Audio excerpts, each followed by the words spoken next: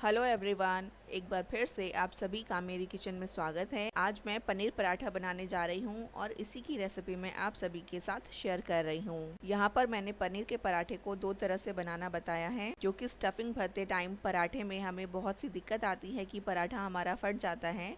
तो इसलिए यहाँ पर मैंने दो तरीके से पनीर का पराठा बनाना बताया है। तो चलिए पनीर पराठा बनाना शुरू करते हैं। तो यहाँ पर मैंने गेहूं का आटा ले लिया है। इसमें अब हम आधी छोटी चम्मच नमक डाल लेंगे, या आप अपने स्वाद अनुसार इसमें नमक डाल लें। अब हम इसमें थोड़ा थोड़ा पानी डालकर इसको गूंथ लेंगे।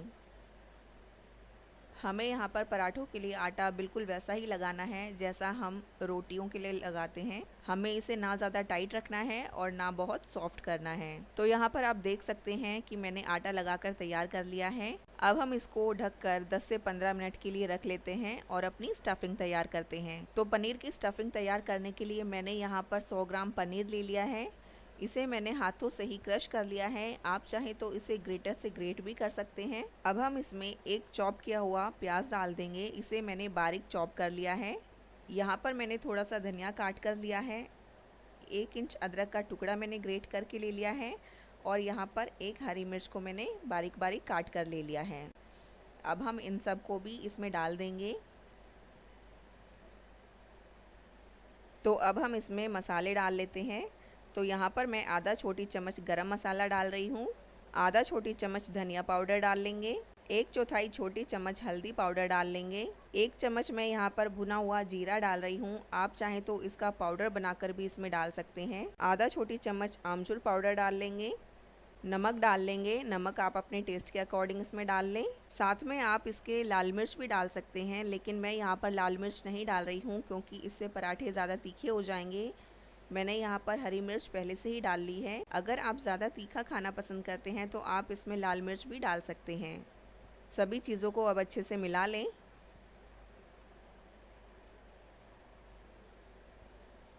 तो यहाँ पर मैंने पनीर की स्टफिंग बनाकर तैयार कर ली है। तो चलिए अब पराठे बनाना शुरू करते हैं। तो यहाँ पर हम ढक्कन हटाकर आटा चेक कर लेते हैं। आटे को अब हाथों से मसलकर इसे ठीक कर लें। तो यहाँ पर मैंने आटा ठीक कर लिया है। अब हम पराठे बनाना शुरू करते हैं। तो यहाँ पर मैंने आटा ले लिया है, इसके साथ मैंने यहाँ पर सूखा आटा ले लिया है। अब हम पराठे बेलना शुरू करते हैं। तो यहाँ पर आटे में से एक लोई जितना पोर्शन ले लें और उसे हाथों से गोल करके उसकी लोई बना लें। अब इसमें सूखा आटा लगा लें और इसे बड़ी पूरी के साइज़ का आकार का बेल लें।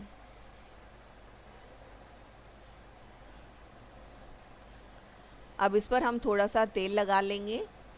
यहाँ पर मैं वेजिटेबल ऑयल ले रही हूँ जिससे मैं पराठों को सेकूंगी। मैं वही तेल इस पर लगा रही हूँ।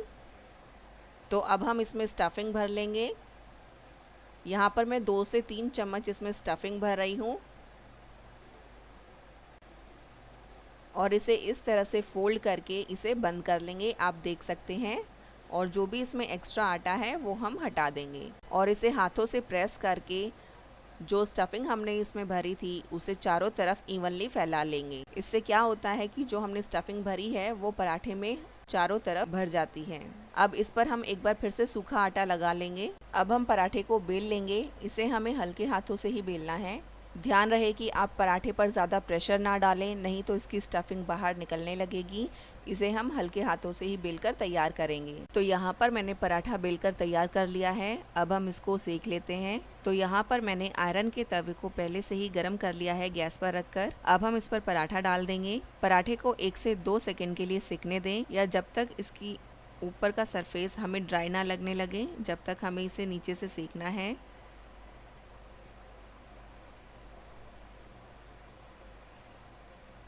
अब हम पराठे को पलट लेंगे और इसे दूसरी तरफ से भी सिकने देंगे।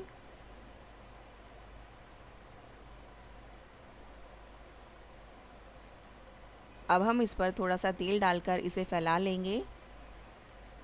आप चाहे तो यहाँ पर घी का भी इस्तेमाल कर सकते हैं।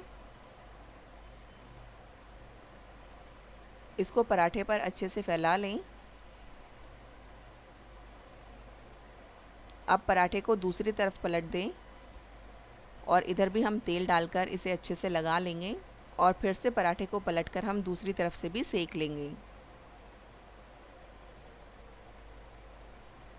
तो इसी तरह से हमें अलट पलट कर पराठे को सेक लेना है।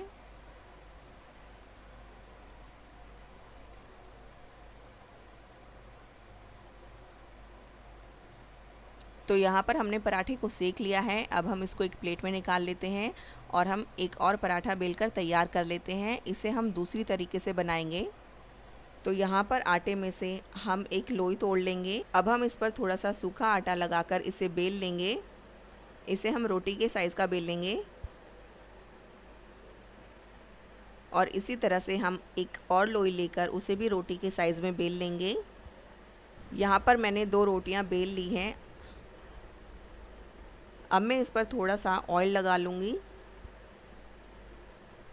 और अब इसके ऊपर हम पनीर की स्टफिंग रख देंगे।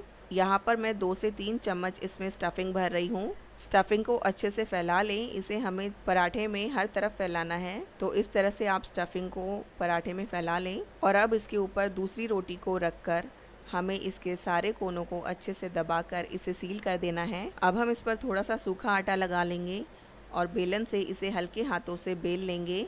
ध्यान रहे कि आपको पराठे पर ज़्यादा ज़ोर नहीं डालना और बेलन से हल्के हाथों से इसे बेल कर इसकी स्टफिंग को हम चारों तरफ फैला लेंगे। तो यहाँ पर हमारा दूसरा पराठा भी तैयार हो चुका है। अब हम इसको सेक लेते हैं। अब हम इसको उसी प्रोसेस से सेक लेते हैं।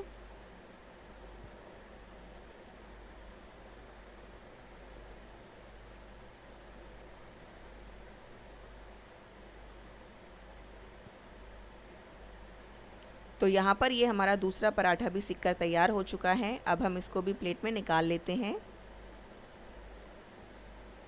तो यहाँ पर मैंने आपको 2 तरीक़ों से पनीर का पराठा बनाकर दिखाया है। तो यहाँ पर आप देख सकते हैं कि दोनों पराठे अलग-अलग तरीके से मैंने तैयार किए हैं। ये पराठा हमने इसके अंदर ही स्टफिंग भरकर तैयार किया है और इस पराठे को मैंने 2 लेयर्स के बीच में स्टफिंग भरकर तैयार किया है। तो यहाँ पर आप देख सकते हैं कि इस पराठे में भी स्टफिंग कितने अच्छे से भरी हुई है और ये चारों तरफ बिल्कुल इवनली फैली हुई है। तो अगर आपको पनीर का पराठा भरकर बनाने में दिक्कत आती है तो आप इस तरह से पनीर के पराठे में स्टफिंग भर सकते हैं और इसे तैयार कर सकते हैं। और दूसरे पराठे में भी स्टफिंग उतने ही अच्छे से भरी हुई है, लेकिन कई लोगों को बेलने में दिक्कत आती है, तो इसलिए हम इस तरह से पनीर के पराठे बनाकर तैयार कर सकते हैं। तो अगर आपको मेरी ये रेसिपी पसंद आती है तो आप मेरी वीडियो को लाइक और शेयर करें और मेरे चैनल को सब्सक्राइब करें और साथ में बेल आइकन दबाना ना भूलें, जिससे आपको मेरी नई वीडियो का नोटिफिकेशन मिलता रहे।